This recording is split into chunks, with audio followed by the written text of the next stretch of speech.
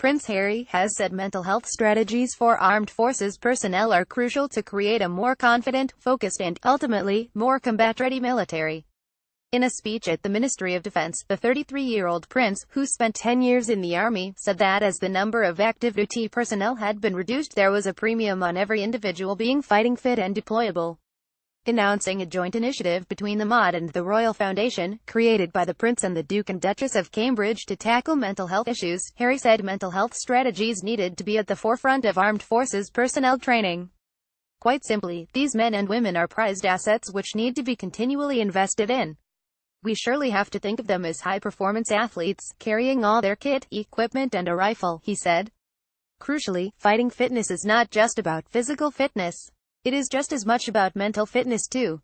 The MOD said the move would build upon a recently launched government strategy aimed at improving mental health among military workers, civilian staff, their families and veterans.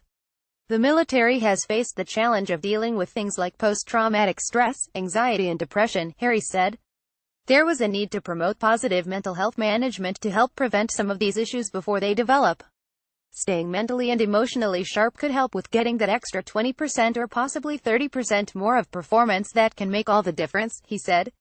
The goals needed to be bold and lead to a cultural change around mental health that could make personnel feel more resilient, lead to fewer medical discharges and create a more confident, focused and, ultimately, more combat-ready military. What we are talking about is creating fundamentally better soldiers and staff to support them. Throughout our training we develop a mindset which will not let weakness take over. We are taught to push ourselves through pain barriers to achieve what we thought was impossible. For too long, acknowledging emotion or challenging thoughts was seen as counterproductive to the fundamental characteristics of the armed forces, he said.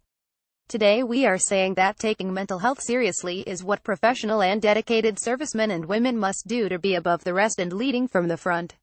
As part of the joint initiative, the Foundation will offer advice and resources to improve training, education and information sharing for the whole of the armed forces.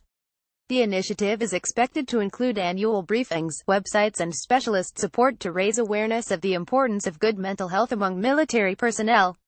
The Defense Secretary, Sir Michael Fallon, said by looking after our mental health we are building a more effective armed forces that helps keep this country safe. Our soldiers, sailors and airmen are the best in the world, but we will only maintain that if we are as serious about improving mental health as we are our combat skills and cutting-edge technology. Defense Minister Tobias Ellwood said they were hoping for cultural change. The former Royal Green Jacket said of his time in the armed forces, "We have to bear in mind, I was told this: grab a man's suit and suck it up. These were the phrases that I was shouted at by a color sergeant. It will be very much through the NCO's non-commissioned officers that we hope that this will embed itself." John White, a former Royal Marines officer who lost both legs and his right arm in an explosion in Afghanistan and is project managing the new initiative, said the idea was to catch a problem before it became a full-blown mental illness. That's what we're trying to create, this idea they can just speak about it the same way they do their physical fitness.